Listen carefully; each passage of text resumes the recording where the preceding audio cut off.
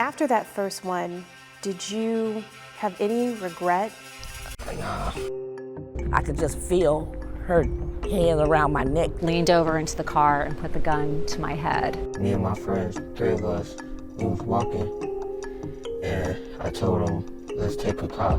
In that moment, you might not be thinking. They don't see they can kill somebody. They don't see they can go to jail the rest of their life.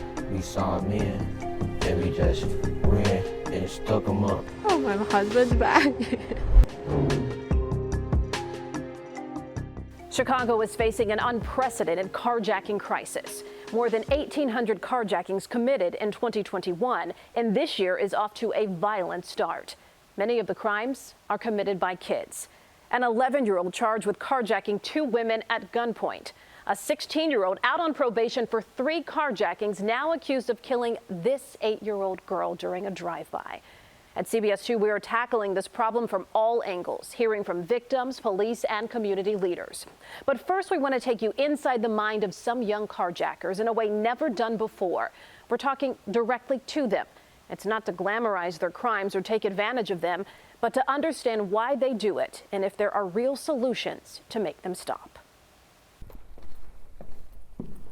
He's a 14-year-old carjacker.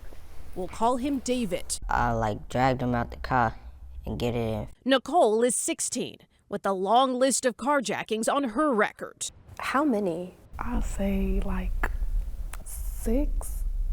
I don't know. I don't count.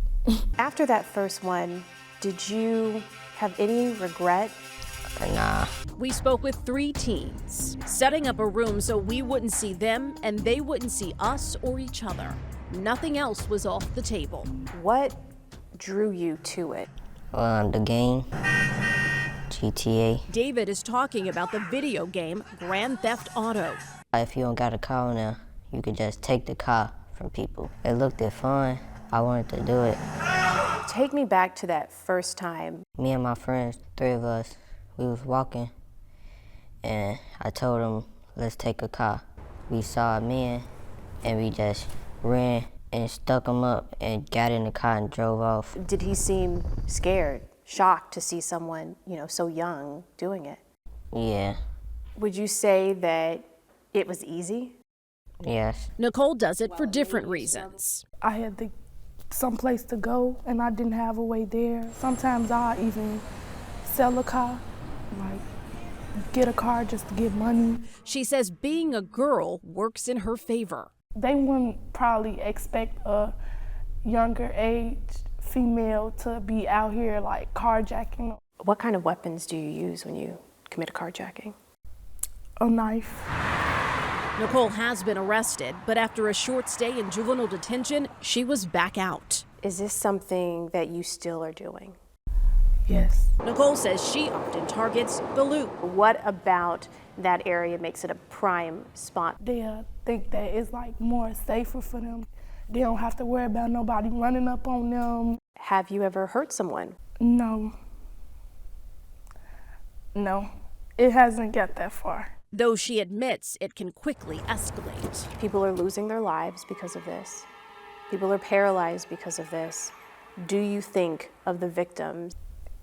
I want to say yeah, but in that moment, you might not be thinking. Chris, now 19, committed his first carjacking at 15, with his sights on areas like the North Side. In neighborhoods that have low crime rate, but wealthy people. He also tracks the police, looking for gaps in service. Which area is the slowest on police cars coming around? Chris says he's carjacked drivers just to have a ride around the city, but there's another deadly reason. What he calls hot cars are often used in drive-by shootings. Has there been a time where you've used a hot car for retaliation with an enemy, gang-related? That's a touchy topic. I have been in a situation to where a hot car was involved. Chris says he recently stopped carjacking. His mother discovered what he was doing and kicked him out. He also became a father. She told me, get yourself together and you'll be able to be here for your son. That's what really changed me. Nicole and David say their families were unfortunate examples. Seeing my brothers go in and out of jail for this type of stuff. I got family members that are also doing the same thing. Do you think that that played a role in you doing it? Yes. While David and Nicole haven't reached a point where they want to stop carjacking, they still talk of big dreams. Nicole wants to be a doctor. Working in UIC hospital or something, taking care of people or saving people's lives. David wants to own his own car dealership. Do you feel like you could do that? Yes. Parents gave us permission to interview the teens. We also asked the parents to talk with us. They declined. They become disaffected, right, by what's going on around them. Ahead, we sit down with an expert panel for a deeper look at what could stop carjackers. But first, we're mapping out where every carjacking is happening across the city. You're watching No Fear, Kids Driving Chicago's Carjacking Crisis. We'll be right back.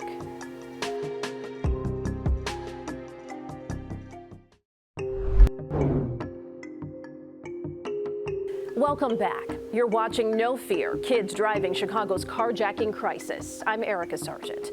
The numbers are staggering. I want to bring in CBS 2 producer and data journalist Chris Hacker. Chris, you've mapped out thousands of carjackings across Chicago using data from the city, and there have been at least 133 just a month into 2022. Already off to an unfortunate start, but now take me back to 2021. How does it compare to past years? Yeah, 2021 was a truly unprecedented year in terms of carjackings in the city. There were more than 1,800 carjackings reported over the course of the year. And going back as far as we have data, that's more than 20 years. There's never been a year with that many incidents reported. Chris, what neighborhoods are seeing the most carjackings? The neighborhoods with the most carjackings are those that see the most violent crime generally, particularly the neighborhood of Austin, which had hundreds of carjackings last year. But there are other neighborhoods as well. Garfield Park, North Lawndale, Grand Boulevard even, Chicago Lawn, New City, all of them saw huge increases in carjackings and just staggering numbers over the course of the year. And a lot of those neighborhoods, you know, with that amount of numbers, unfortunately, they're used to seeing it. But there are also big surges in areas not used to this crime. Where are those happening? That's correct, especially on the south side. Areas like Douglas, near South Side, Kenwood, which typically do not see those types of levels of violent crime. There's also neighborhoods that border those areas with generally higher levels of violent crime, like Wicker Park, Logan Square, Bucktown. Those areas saw the biggest increases in violent crime over the course of the year. And even then, areas in the northwest side, like Albany Park, Irving Park, Avondale, those also saw big increases. So does your data show how many arrests are being made compared to the amount of carjackings committed? When we ask the Chicago Police Department about this, they point us to what they call carjacking-related arrests, which are trespassing to vehicles and possession of stolen vehicles, because people are often not caught in the act, rather they're caught after the fact. But that does make it extremely challenging to evaluate just how often people are actually arrested for carjacking. Do we know age breakdown of those arrested? How many are actually teens? We don't know, partly because it's difficult to get data on juvenile arrests in general in Illinois. Privacy laws prevent us from accessing those court records frequently. We were able to grab some access to some data at the midpoint of last year, and we did note that there were about 50 juveniles that we'd seen arrested actually for carjacking, not just for those carjacking arrests, but actual carjacking. And that was about midway through the year, like I said, so it's reasonable to think that you might see about 100, maybe more. All right. Chris Hacker, thank you for your insight on this. Now we want to give you a deeper look into what these victims go through and the aftermath, the terror and pain that continues long after the crimes. CBS 2 reporters Tara Molina and Jermont Terry are joining me now. Both have been covering the carjacking crisis for more than a year, talking to victims about their violent encounters with young carjackers and pushing city leaders on what it will take to curb the violence. Jermont, Tara, thank you for being here. Erica, glad to be here on this important topic. Yeah, thank you so much for having us. Well, combined, the two of you have reported on dozens of carjackings, some of those carjackings ending in senseless deaths. Jermont, starting with you, a heartbreaking incident you covered nearly a year ago in Bridgeport, where a man gave up his car, but the carjackers killed him anyway. I just asked him, please tell me his life. He's still alive. This is sorry. This is sorry. I said, please let me to see him. I oh, my husband's back. That was a very difficult interview, and I had the unfortunate task to talk to that young wife on what would be described as the worst night of her life. It was the night that her husband was killed while simply checking the mail. This man gave up the keys and the Jeep, but then backed away. The gunman did not know how to drive the vehicle.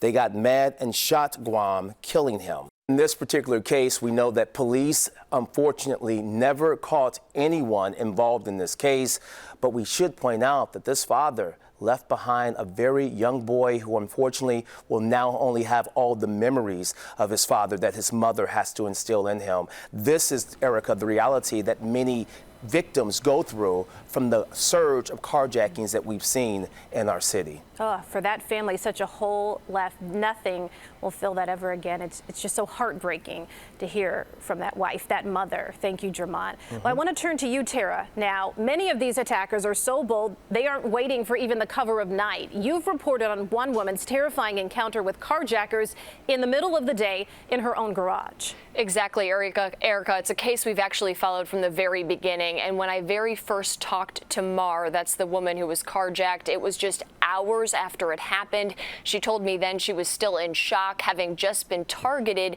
in the middle of the day. She was inside her garage when a car pulled up, and she was barricaded while still in her car by 3 men wearing full face masks. One leaned into her window. 3 young guys. The first one had a gun, immediately leaned over into the car and put the gun to my head. Got in the car, and 2 of the 3 guys backed up and sped off, and the 3rd guy drove behind him. Now, thankfully, Mar wasn't hurt. We've seen that, like in the case Jermont just told you about, that hasn't always been the case. But she did have a message during that first interview for everyone who lives in Chicago. It stuck with me because it was chilling then. It still is today. She said, truly, you can never be safe. You can never let your guard down. Not just a message, but a lingering feeling we know many of these victims of these crimes all share. Yes. Erica? And there is one group, Jermont and Tara, in particular, that hasn't felt safe at all this year. We're talking about rideshare drivers. You have both covered Uber and Lyft drivers who have become key targets to these carjackers. Some have quit, others have no choice but to keep working. But Jermont, you talked to a food delivery driver on Chicago's West Side who had her 13-year-old son in the car that night. Yeah, Erica, let's think about it. These Uber drivers, and if they're picking up people or if they're simply delivering food, they are out here every day and night driving in the streets of Chicago. And the young lady, who is now a former Uber Eats driver, she told me she did not feel safe after that encounter. Let's keep in mind, when she got that appointment for her Uber Eats, the carjackers apparently gave her a fake address. She arrived to this address, could not find the actual home, and that's when she was approached by the gunman who ultimately carjacked her right in front of her 13-year-old son. I even told him, enjoy. When I turned to my car to get in, he's in the back of me with a gun, and he's saying, get off the car, get off the car. Think about it. That woman didn't want her face shown because she didn't know much about the carjackers. Her 13-year-old son was in the car with her that day. He was in the car but didn't even realize that his mom was being robbed when all of this happened. He tried to intervene, but unfortunately, when he realized what was going on, it was too late. And I can say that woman, that mother, is thankful that she and her 13-year-old son walked away unhurt. But again, another prime example of why these Uber drivers, these rideshare drivers are concerned. We know, Erica, that we have seen, unfortunately, Uber and rideshare drivers who have passed away from the violent carjackings, and this mom with her 13-year-old son simply trying to work said, I can't do this job anymore because of what's transpiring on the streets of Chicago. Yeah, you know, we're constantly looking at the numbers, and the carjacking crisis is showing no signs of slowing down. Part of that reason, according to police, repeat offenders. Tara, you spoke with an Uber driver who was carjacked by a 14-year-old, and it wasn't the first time the teen had done it. That's right, Erica. It was actually the 4th time, something we've seen with a lot of these cases, repeat offenders. She's facing 4 felony charges for her involvement in carjackings already, and she was already on electronic monitoring before doing all of this again. Now, one of the victims I spoke with, Carolyn Andrews, she still couldn't get behind the wheel without thinking about that terrifying day, and she actually relies on oxygen and a heart monitor. So after being physically assaulted by this carjacker, she had to beg the teens to give that medical equipment back to her before taking off in her car, stranding her on the city's west side. One jumped behind me so fast that my head was like this. When I got back in the car, it's like I could just feel her hand around my neck. It hurts because I did have to go to the hospital. She had to go to the hospital. Luckily, she's okay, but Andrews told me she's hoping the teen is learning something the 4th time around. Just after her case, the teen was accused in another carjacking of a 64-year-old man on the exact same street. And with cases like this one, Erica, involving juveniles, it's even harder for us to get information from the courts. Right. And you both, and so many of our team, including I, have spoke to so many of these victims in these carjackings that are living in fear that they will be next.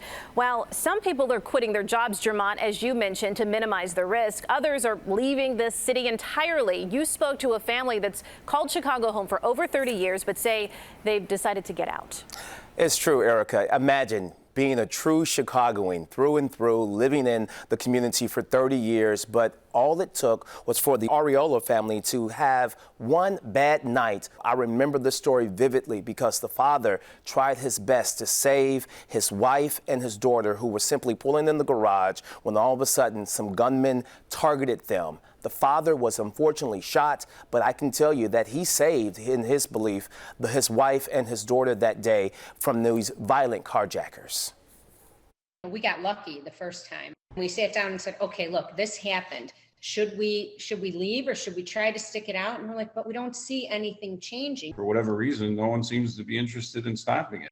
They were in Bucktown for 21 of the 30 years that they lived here in the city. They recently said that they had to get out because they did not see the change happening that they desperately wanted to take place. And they are a prime example of people who feel as if the crime is just simply circling them, surrounding them, and they do not see what they want from the Chicago Police Department, the uptick. We know that, Tara, you're going to talk a little bit more about this task force, but they want to see work done. They want to see preventative measures, despite the fact that Chicago police, they're saying that they're saturating the Bucktown community and other communities. They simply want to see it happen a little more frequently and now, and that's why this particular family made the difficult decision to sell their lovely home and move out to the suburbs.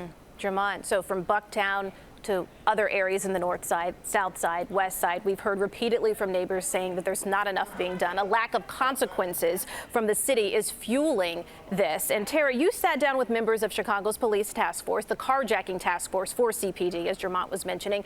So tell me, what do they feel are the biggest challenges, and what is it going to take to put an end to these crimes? Because we know there are no easy solutions. This is something that we've been tackling for years now, but what are they doing to change this? And there are questions that we had to ask CPD repeatedly just to get that sit-down interview. This wasn't something that was agreed upon right away. We asked for months and months, and I was finally able to sit down with Sergeant Peter Emilio. He leads one of the teams on the carjacking task force that was launched back in January 2021, specifically to target these crimes and the rise that we've tracked. They've seen carjackers as young as 11 years old. He told me some of their biggest challenges are repeat offenders because police can only do so much. Then it's up to the courts. And then there are the people who compare all of this to a video game, carjacking for fun. They compare it to playing Grand Theft Auto. We've had people admit to us that they sold a vehicle for $4,500. What do you say to people who are scared, who are seeing this spike, and who feel that CPD isn't doing enough? You know, I would tell those people that CPD definitely cares. We are doing our best. We've had officers and detectives here who've had their friends and family have been carjacked. Doesn't that say how widespread this issue, that police officers, their friends and family have been touched by it themselves? So while Emilio says he doesn't get discouraged fighting the crime, he acknowledged the numbers are rough, plain and simple, with more carjackings reported in Chicago in 2020 and 2021 than the previous 4 years combined. He told me fighting this is going to take time as they work closely with the Cook County Sheriff, Illinois State Police, U.S. Homeland Security, and departments throughout the suburbs, even neighboring states. Oh boy, when you hear him talk about 11-year-olds, it just sends chills up your spine. And specifically, he spoke about 2 reasons that we saw when we spoke with these young carjackers. A 14-year-old that said, yes, it was Grand Theft Auto that made him want to do it just for fun, and a 16-year-old girl that admits to selling these cars just to make a little money. So to hear it from the task force, they seem to be identifying the problem, but as we've been saying, the solution to that, many residents here in the Chicago area are still waiting for that. Our Tara Molina and Jermont Terry, thank you for joining us. You can watch both Tara and Jermont's full reporting on our website, cbschicago.com. Young people that come to our programs don't believe they're going to see past the age of 18. Coming up on No Fear, kids driving Chicago's carjacking crisis, we talk with community leaders about how to stop it.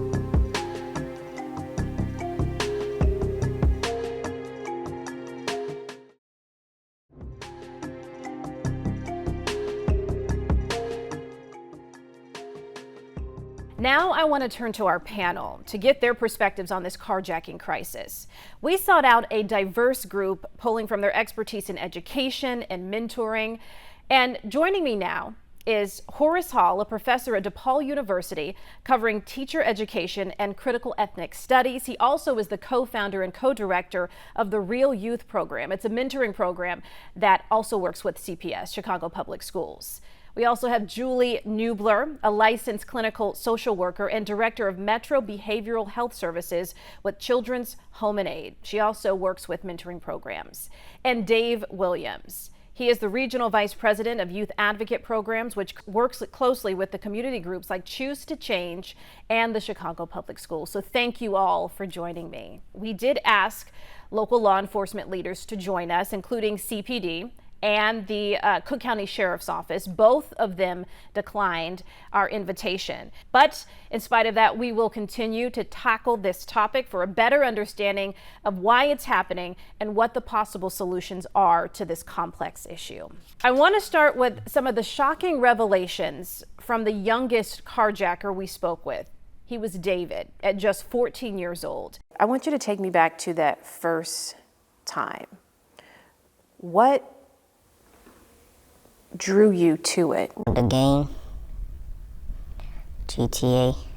Like a video game? Mm-hmm. If you don't got a car now, you could just take the car from people. What about seeing that video game made you think this is something that I could do? It looked fun. I wanted to do it. Julie, I want to start with you. From your perspective and your expertise, the idea that a child, 14 years old, a teenager, is influenced by something like a video game. What are your thoughts on that? My initial reaction is that this is a much more complex issue than is being described as inspired by a video game. The young people that programs like Choose to Change and other mentoring programs and wraparound services provide services to are experiencing extreme levels of trauma. They are brought up in communities that have been disinvested in by cities, and there are systemic issues such as racism and other things that put pressure on these young people. Young people that come to our programs don't believe they're going to see past the age of 18. And when you can't conceive or dream of a future, it's really hard to extend empathy and understanding to others. And when violence and trauma has happened to you or someone that you care about, it becomes, and it happens in a chronic way, it becomes how you deal with the world. With this 14-year-old and the 16-year-old girl that we spoke to, Nicole, they said that they actually saw the same behavior modeled in their family. They didn't have the structure, the environment, to make better decisions. And Horace, I saw you nodding there. What has been your perspective on that? It is a process or a product of life imitating art, right? We can see that. And Julie alluded to a lot of the complex issues around delinquency. With some of the young folk that I mentor in the Real program, and they tell me that delinquency often starts by trying to fit in, right? Because of the type of environment that you live in, right? They go outside and it can be a war zone from sun up to sundown, right? They see robberies or they see shootings, muggings, even murder. With the loss of a loved one, they don't go through the process of grieving, right? There's no time to grieve, or you'll look weak as a result of it. And so there's a struggle to survive in their communities, but there's also a struggle to get out of it. Dave, I want to turn to you with this next part. A part of the influence, particularly for this 14-year-old boy, was the fact that he knew that it'd be just that easy to get a gun off of Facebook. And I want to play a clip from you, an extended interview with this young boy. So when you commit this carjacking, did you have weapons? Yes. Okay. How do you get a hold of weapons like that? Like people on Facebook and stuff, they'll see a gun. So you were able to buy a weapon off Facebook? Yes. Is it from someone, is it a stranger or is it from someone you know? A stranger. And how does that work? Do you message back and forth? Is it in code? Now we just, like, yeah, it's like a code. But both of you all know what you're talking about? Yeah. Okay. And then do you meet up and buy it from him? Uh-huh. And so is that how easy it is for you to get a gun? Yeah. Just buying it off Facebook? Mm-hmm. And do you find that a lot of kids your age do that? Yes. Have any of the kids that you work with talked about using Facebook to get guns, or even talking about just how simple it is for them to get weapons? Accessibility in our community is really, unfortunately, is available. And the majority of the weapons that I hear about don't necessarily come from social media, but they come through other ways, come from other states. Our neighboring state, they come out of Indiana. So that's where we hear about accessibility to weapons. Horace, have you come across this? Had you heard about the issue of kids being able to simply buy the guns off Facebook? It's access to them, but how and why, right? So why are they using these guns? And oftentimes what they tell me is that it's about protection, right? It could be retaliation in many respects, but a part of retaliation is protection. I want to turn to remote learning. In 2020 and into early 2021, access to education was significantly impacted. Children were at home, they were doing remote learning, or we were hoping that they were doing remote learning, but many were not engaged, many were not even logging in. And we did hear from CPS, Chicago Public Schools, that during that time, especially at the beginning of that pandemic, they were not keeping track of attendance. Both David and Nicole spoke to me about how, with all that time away from the school buildings, it gave them the opportunity to commit carjackings. Has the pandemic, the coronavirus, in any way influenced you when it comes to carjackings? It's nothing else to do, so like you will just find anything just to like occupy yourself with something to do. I would sometimes go to school, sometimes I won't, if I'm feeling it or not. If I was like doing like the in-person school, that it would be like less of me thinking to go carjack somebody. I like in-person school, so like it's easier for me to like be engaged. So like with me doing remote learning, it's kind of boring because it's like I'm not around my classmates. I can't conversate, I can't be in face-to-face having conversations with my teachers or anything like that. So it's like, what is there else to do? How seriously do you think you took remote learning? Not that serious. Yeah. So is there anything about the pandemic that made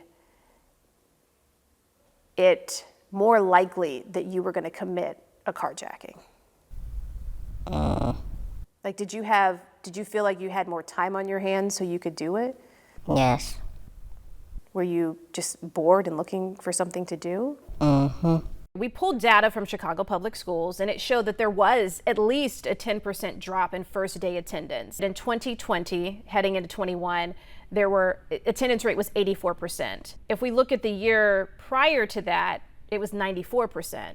And then just this last year when we started, it was 91%. We saw carjacking numbers skyrocket during this very time. So what are your thoughts on the ability to navigate remote learning and a pandemic for all of these kids who already have other environmental factors that may make it even more likely that they're going to pursue carjackings? School is not just a place that young people go to learn. School is a place that families turn to for food, that they turn to for support. They turn to schools for access to resources and information. The schools in Chicago play a vital role in connecting families who are struggling with the things that they need. Not only were schools closed, as Judy talked about, but vital youth programs were also shuttered, right? So you have young people in many instances not getting adequate supervision, both academically and socially. Now, I'm disinclined to say whether or not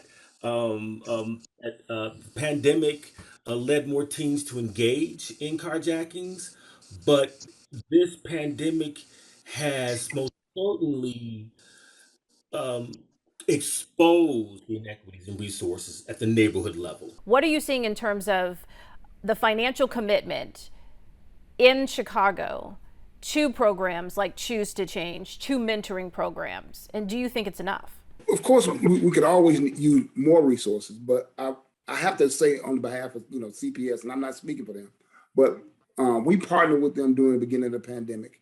We went out, we were encouraged to go out, provide technology, additional support in terms of helping students to log on to their classes. Many of our staff went out, went shopping for families, provided food to help offset some of the challenges that come with the stresses, unemployment. We not only work with the young person, but we also go in and support the family. The city and CPS have been very generous partners to Choose to Change. But one of the things that I think is there's not one solution to this problem, because not every young person has had the same set of experiences. One thing that is true for every young person that comes to our Choose to Change program is that they've all experienced some trauma. Some of them have experienced upwards of 7 different types of chronic trauma. And that has a really compound impact on their ability to use reasoning, to make good choices, to think about consequences, to understand the impact of their actions, and care beyond what's happening in the moment to them. We have to, of course, think about the victims here who say, is the solution really mentoring?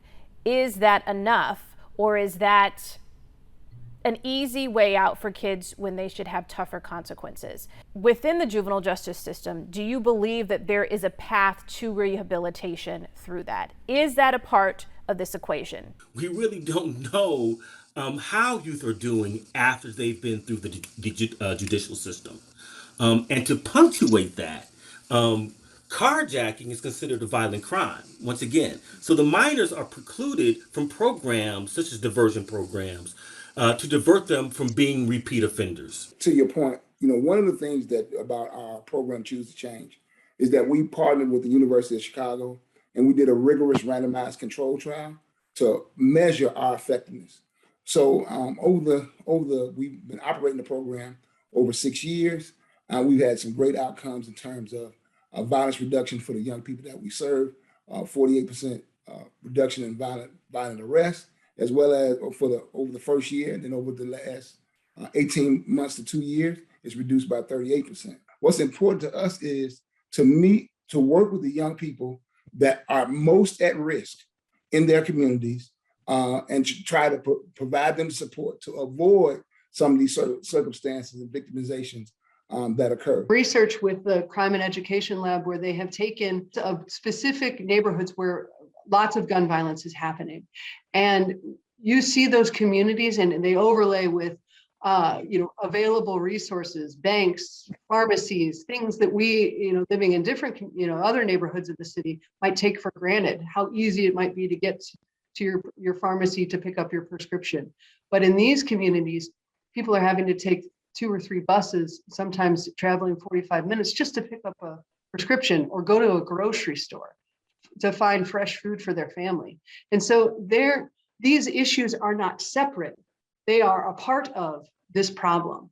To that point, Nicole, the 16-year-old, when I asked her what kind of help do you think you need from others to stop you from doing this, at first she was at a loss for words, really. She said, I don't know. She doesn't seem to see the help around her. Do you feel like you have the resources within your community?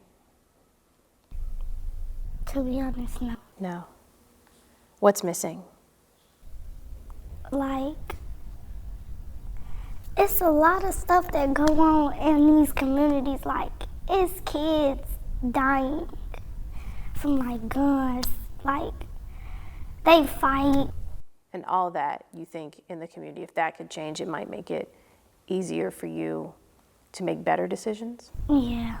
Some of the feedback that we've gotten is that at 14 years old, you know it's not okay to do this. So why should we feel sorry for you when you know, and many other people choose to take a different route, even when they're met with tough circumstances? As a parent, who raised some 14 to 15, 16 years, they make bad choices. And that's the time when they're supposed to make bad choices. And what we're supposed to offer as parents, adults in the community, is protective factors from their poor choices. So all of us in the communities have to take some level of accountability when the village is not acting appropriately. And locking people up is not the solution. Young folks in particular tend to be cavalier. They're not thinking about the consequences of their actions or the impact, right, of their choices. I think it's really important to know the impact that trauma has on the brain. Our response to crisis happens in a part of our brain that is automatic.